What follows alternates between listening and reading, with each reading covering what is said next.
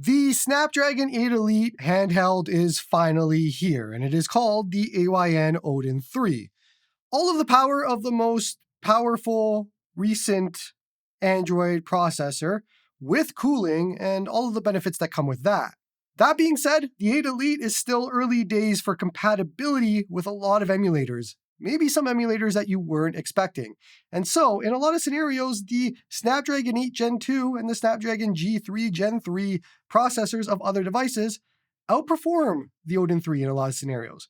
So I guess the question is, for today, is the Odin 3 worth your money right now?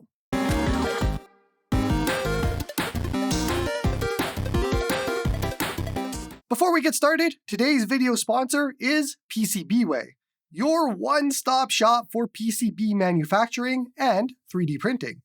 They are actually running 2 contests this month. One to design an electronic, mechanical, and AIoT project, and the other to design a 3D printed model based on their mascot or your very own original character. Check out PCBWay, linked in the description. Besides having the Snapdragon 8 Elite processor, the Odin 3 has 8, 12, 16, and 24 GB of RAM options, with 128, 256, 512, and 1 TB storage sizes to match each of the RAM options. The 128 GB option is UFS 3.1, whereas the others are UFS 4.0, so they are slightly faster. It does have a gorgeous 6-inch AMOLED 1920 by 1080p display, and it is 120 Hz. This is the same display that is in the AYN Thor, and that also does mean that you get the same level of image retention that has. It is important to mention this for anybody that it might affect and might be bothered by image retention.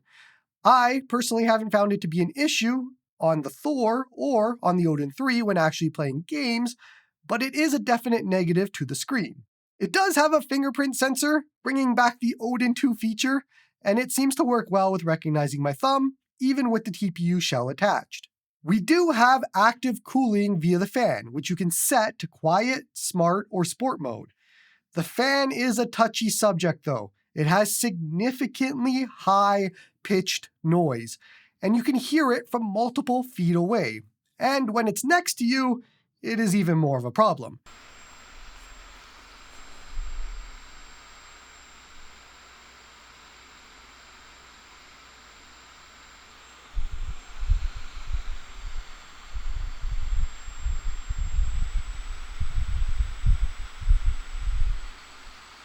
You would have to go out of your way not to notice the high-pitched ringing of the fan. And to be clear, it is most apparent at the highest mode, but it is audible in smart mode as well before it even ramps up and then when it ramps up.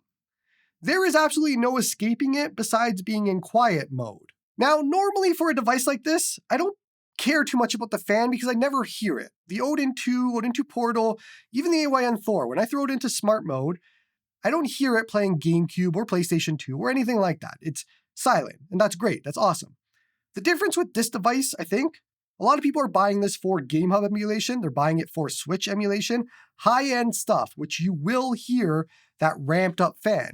And so in this scenario where you are constantly going to hear the fan, it is a big problem. To the point where, honestly, even if the Snapdragon 8 Elite was working properly, I wouldn't be able to use this handheld. It is that obnoxious, it is that high-pitched of a ringing noise, it really gets to you. So it is something that I hope they can fix before shipping it to others, because otherwise, I don't know that I would personally be able to use this with the current fan. There is an 8,000 milliamp hour battery, and battery life on this is absolutely fantastic, and then absolutely not great, depending on the scenario. I did a few tests compared to the Odin 2 Portal, which is the closest comparable, minus the screen difference. Looking at idle drain over a 24-hour period, and we have a pretty typical 3 to 4% on both. Nothing really separating them, they're pretty much on par. Then, the first system was something light. I picked Game Boy Advance, standard performance mode, smart fan mode, 100% brightness and 10% audio, and I had to stop the test. It was taking way too long for both devices. We are looking at 14 hours plus for both devices. So, needless to say, there's a lot of actually good battery life here. Then I jump over to Switch with high performance mode on, smart fan mode, 100% brightness, 10% audio, using Captain Toad as the benchmark game. And battery life was 263 minutes for the Odin 2 Portal, or 4 hours, 23 minutes. But the Odin 3 kept going to 322 minutes, or an extra hour, basically.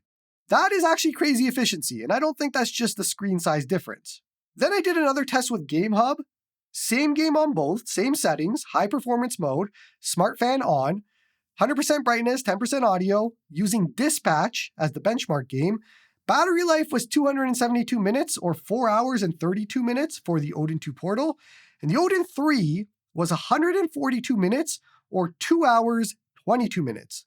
I actually did this test twice because I didn't trust it the first time, and I did it twice and I got the same result again. The end result is the Odin 3 is actually using up a lot more power and wattage than the 8 Gen 2 does, and so that is equaling a lot less battery. So I have the same settings on all three devices here, the Thor, the Portal, and the Odin 3. And the Odin 3 is absolutely using a ton more wattage, which is causing the problem. The two 8 Gen 2s are around 10 watts or less, whereas the Odin 3, during my battery tests, was about 16 to 17 watts. And when I tried to capture it on camera, it was around 14 to 15 watts as well. That is significantly higher than the other two devices. I then cross-referenced some other games, and it seems like it was hit and miss on when this would happen. Dispatch and a few other games had high wattage usage, and then there were some other games where it was very close between all three devices. So I guess the end result here is it isn't always a net gain, or there is some optimizations to be done, maybe on the GameHub side, but it is using significantly more power at the moment, and battery life is suffering for it. Now, one of the main benefits to the Snapdragon 8 Elite is its decoding capabilities for streaming with Apollo and Artemis and other streaming apps. And combined with the Wi-Fi 7 chip, this is downright the best Android handheld on the market for streaming by a numbers perspective. This beats or matches my ROG Xbox Ally X for streaming numbers, a feat that is absolutely crazy and insane to talk about. Many people have issues with the 6-inch screen for streaming, but for straight performance, it is awesome. Streaming is actually a great reason to buy this, as long as you're okay with the 6-inch screen, which I would probably be fine with, because you can throw it into quiet mode, you'll never hear that fan, and you could just stream from it and have the best experience for streaming. So if that is your use case, then yeah, easy purchase for this. When we look at the actual Odin 3, one of the new upgrades here is the full-size sticks, or more accurately, they are taller size sticks. It does feel like they just increased the pole length. They made them taller. Like my Odin 2 Portal with the bigger sticks, this does feel like a great improvement, and it feels really good. The D-pad seems to be the same as the AYN Thor, and a bit smaller than the Odin 2 Portal, but it is the same Odin 2 style D-pad that they've been using for years. It is still accurate, it is still good to use, and it is not loud at all. Which, speaking of loudness, and this is going to make a lot of people happy, the buttons on the Odin 3 are absolutely silent. No noise at all, which should make everybody happy, at least the ones that complained about the Odin 2 Portal's noises for buttons.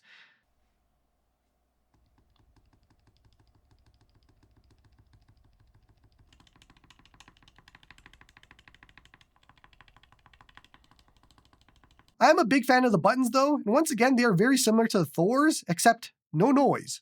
At the top, we have loud, clicky L1 and R1 shoulder buttons, and some really good triggers that work for both racing games and shooters.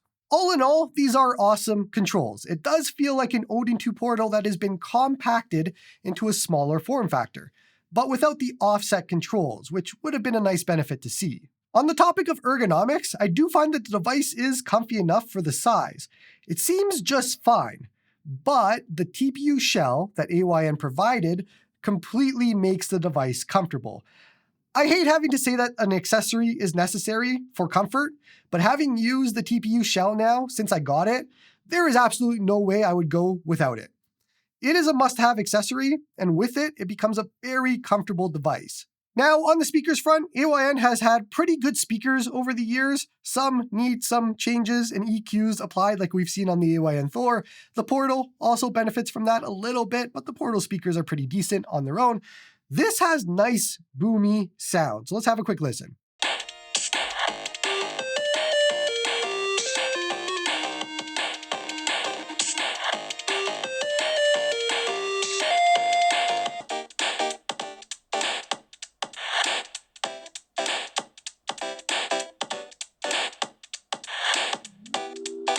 Yeah, to my ears, this is loud, it's boomy, and it sounds pretty good. I don't have a complaint with this, but I've also had really no complaints at all with their previous devices, so that might tell you something. Okay, and now we're going to get to the performance, and this is where the trouble actually happens. This is where things become hit and miss. I think a lot of people are familiar enough with the 8 Elite to know that it is still early days, so none of this is probably going to be surprising to you. I think you would only be surprised at all of this if you haven't been paying attention to anything about the 8 Elite or anything anybody's been saying for the last few months. And so if you're surprised, then that's fine. But just know the 8 Elite is really early. You're going to see it in a second. We have to start with RetroArch. Yeah, you would think that we could skip the easiest emulators to run, but we can't.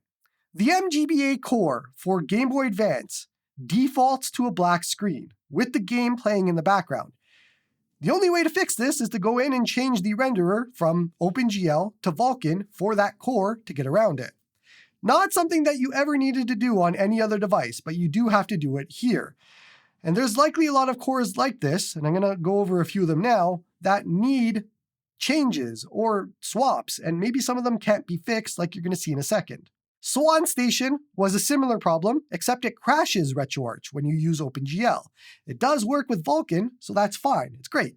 But for an example of a core that just does not work at all of the RetroArch N64 cores do not work. They load to a black screen, games playing in the background, but there is no actual fix, and changing it to Vulkan doesn't fix it either. You can use the standalone M64 Plus FZ emulator to get around all of this, but Retro Achievements users won't be happy with that, of course, or anybody that just wants to use RetroArch for Nintendo 64. There are a lot more cores in RetroArch. I tried all of the ones that are on my recommended list, and they all worked besides the ones we talked about, so I don't know how many others have problems. Then we get to the individual emulators, and let's start with PPSSPP. And I tried to go through a bunch of different games looking for what might break or what isn't breaking, and it seems to run just fine. You can upscale PPSSPP to the moon, whatever you want. The games look great, this all works just fine, and we can move on past it. Then we jump into Nether SX2 for PS2, and this plays great. For example, the Getaway at the beginning is no longer a stuttery mess even on native resolution. This is something that is improving upon Odin 2 Portal 8 Gen 2 devices because they had issues with the Getaway in the beginning. I was able to clock a lot of games at 6x resolution with minimal dips, which you really wouldn't use in a lot of scenarios unless you were docking to a 4K TV. But it just shows the amount of power that you have here. 1080p, like its predecessors, is more than capable here for pretty much every game, minus the usual problem games that happen with PS2. But the power of the Odin 3 does help quite a bit. Nether SX2 seems to use the 8 Elite processor to at least most of its capabilities, and that is awesome. On the opposite end though, we have GameCube and Wii, and this is where things get bad. I didn't have much problems with GameCube games. They all ran pretty well, upscaled, and perfectly. That is all great and awesome, and you can upscale GameCube, like PS2, to 1080p and beyond. And you can have a hell of a time playing those games, and there's a lot of games you can play. But the Wii was a different story. Games like New Super Mario Bros. Have massive graphical glitches. Same with Super Paper Mario, and so on. These are games that just work on other devices, and they just don't work here due to compatibility. Now, you can fix this if you jump into Dolphin settings and you turn on exclusive Uber shaders. It does end up fixing both of them. But now you're using a bit more power to end up fixing Wii, which should just be a given to run. There was another fix, manual texture sampling, that actually did not work for either game, so Uber shaders, turning that on, was the fix here. Once again, neither of these things are things you need to do on any other device, even ones that cost half the amount of this one. And that's kind of the scenario here. Then we jump into Switch emulation, and the 8 Elite continues my most hated trend of you needing to have like 4 different Switch emulators to test each game to see what works best. On my live stream, I was using Eden and Citron, the most up-to-date public builds. Eden was having massive graphical issues, and sometimes it was fixed in Citron if I swapped there. But then there were games that were just broken on both. I had games straight up crash in both, which is the usual thing with Switch emulation anyways. This is with or without custom drivers. It didn't solve it. A member of the Eden team reached out and suggested that I try the Eden Nightly build. And I did, and that didn't fix anything. Then others suggested Kenji NX and some other fork, and there's like 6 different forks, and there's too many. I say all of this to set you up for what you will have to deal with in this scenario with this device, because you're going to have to go through all of this to see if what's working, what's not, who's got the updates, who's got no updates, who has the drivers, all of that sort of thing. But at the end of the day, I could not solve glitches and graphical glitches in the Pokemon games, or Breath of the Wild, or Tears of the Kingdom, and all of that.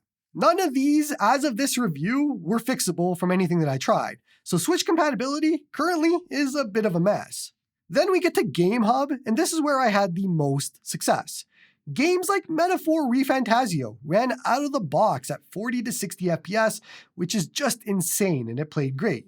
Deep Rock Galactic Survivor, another game that ran great. Octopath Traveler 2 was playing fine, but there are graphical glitches in certain parts. Witcher 3 had some graphical glitching, as you can see in the background while playing, which again seems like something that's going to happen with a number of games and emulators on the 8 Elite. But otherwise, it seemed to play decently. GameHub didn't sync my save, so I had to start at the beginning, so I apologize. Triangle Strategy, as far as I can tell, played awesome, and this was super cool to see and how well it played.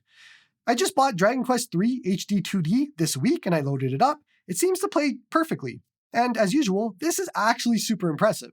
Dragon Quest XIS did not play perfectly. It is playable, I think, if you cap it to 30 FPS, and that is pretty surprising to see. Lastly, I tried Trails in the Sky, and that played super well. I was actually shocked at how all of these games played on here. And if the fan was not obnoxious, I may have actually played a few of them on the device. It is important to note, the GameHub temps were inaccurate during my live stream, but have since been updated, and I think they are more accurate now from what I've been seeing and what I've been testing. The latest update on GameHub seemed to have fixed it. I was using AYN slide-out panel and a combination of GameHub just to see where I was at, and it seems like it generally maxes out at like 75 to 80 degrees Celsius is the highest I've kind of seen with GameHub. One really awesome thing about that is I didn't really feel the heat at all, which thankfully for the amount of noise this fan makes, it is actually cooling things down. I just wish it wasn't so high-pitched ringing. GameHub just became tough to test on my end because I have the Pro model with 256 gigabytes of internal storage, and that gets eaten up really quickly by these games. But honestly, it was super impressive to see all of these games running at really good frame rates in GameHub. And yeah, it was exciting to see for the 8 Elite. I did a separate video for the Thor on some awesome games that don't heat the device up to a crazy amount, and you might not hear the fan as much. So if you want to check that out, but otherwise, it is kind of hit and miss with this stuff. There are games that run really, really well. There's games that will not boot at all. Then there's games that will run and have graphical glitches. So it's kind of trade-offs no matter what. And I guess that's sort of the story with the Odin 3. When a game runs, it runs really well.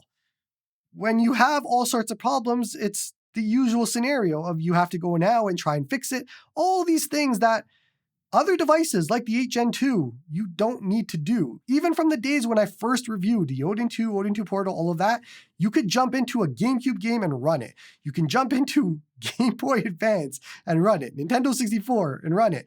The Odin 3 is full of these sorts of compromises that you are going to be constantly trying to figure out how to fix certain things over your time until all of this gets sorted out. Right now, buying an Odin 3 is like buying a Ferrari and staying in a school zone. It is the only road available to you until the city expands, and then suddenly you're starting to get more and more roads, and you're starting to go from 30 or 40 kilometers an hour to 60 kilometers an hour to 80 to 100, and by the time the highway is actually built in a year, you can finally use the device, but that second and third iteration of that Ferrari is now out, and they're a lot better than the one that you have, and that's the scenario here with the Odin 3. Where previous AYN devices like the Odin 2, Odin 2 Mini, Odin 2 Portal, even the AYN Thor were kings of their domains, literally kings of the Android emulation space, this is more like a prince in waiting at the moment. For a flagship device, it doesn't feel like a flagship device, and that is really my biggest problem with the Odin 3. I kept waiting for it to wow me. with something. The way that the Odin 2, Odin 2 Mini, Odin 2 Portal, and Thor wowed me when I got them. In this case, it should be the power, and instead I'm left feeling like all I did over the last week was dodge and fix problems the entire time. Coming from an Odin 2 where things just worked, to go to the next successor of a device where things that were working are not, is a big problem. A device like this should be an improvement over the last. You shouldn't go from the predecessor to the successor and have to deal with making GBA of all things work. But I do want to be clear about one thing here. AYN did a fantastic job on the hardware. I don't have much complaints when it comes to the hardware, minus the fan, which I can't understate how bad this fan is. Otherwise, the sticks, the controls, the feeling, all of it is great. And I would have chosen the 8 Elite for their next successor device anyways, so they're not wrong with what they're doing there. The main problem here is that software has not caught up to the 8 Elite. And so you're going to have to deal with this as like an early access device for the next few months to a year. But like I said earlier, even if they were to fix the 8 Elite and make it run better, I personally wouldn't be able to deal with this fan. It is unfortunate for the Achilles heel of this device to be a fan, but that really is the scenario here. So to sort of wrap things up here, I want to be very clear about who is the person that should buy this device. If you're a tinkerer, a developer, somebody who wants to be cutting edge, somebody who is following all the new Eden updates, all the new Citron updates, all the new GameHub updates, if that is your life, if that is your excitement and what you like doing, this is it. This is what you can get and what you can buy. But you're going to deal with a lot. Now, on the other end, for those of you that are owning an Odin 2, owning one of these previous devices, and you're wondering if this is worth the purchase, I can't suggest it at the moment. I really can't. I don't know in what scenario I could suggest it when you have to deal with so many compromises in this scenario, and it'll just frustrate you coming from a device like the Odin 2 Portal to something like this, or an Odin 2 to something like this, where you have to deal with trying to fix things that just worked before. I think there's a world where we look back in 6 months, 8 months, a year, and everything's fixed. This all looks great, all of that sort of thing, and that's awesome. But I'm reviewing it based off of today, not based off of 6 months, 8 months, or a year. And so as of today, that's my conclusion at the moment. And it would be nice to revisit this and see that everything is great at some point in the future, but I can't make that promise to you, and I'm not going to make that promise to you. So anyways, again, reviewing based off of today, I can't highly suggest the Odin 3 at the moment. And we don't review off of potential, so that's where we're at. This is no king like all their previous devices have been. This is just a prince at the moment. Don't forget to like and sub to help the channel grow. Come join me on the Discord to talk all about handhelds like this one. Support me through YouTube membership if you like my stuff. And hope you all have a good one.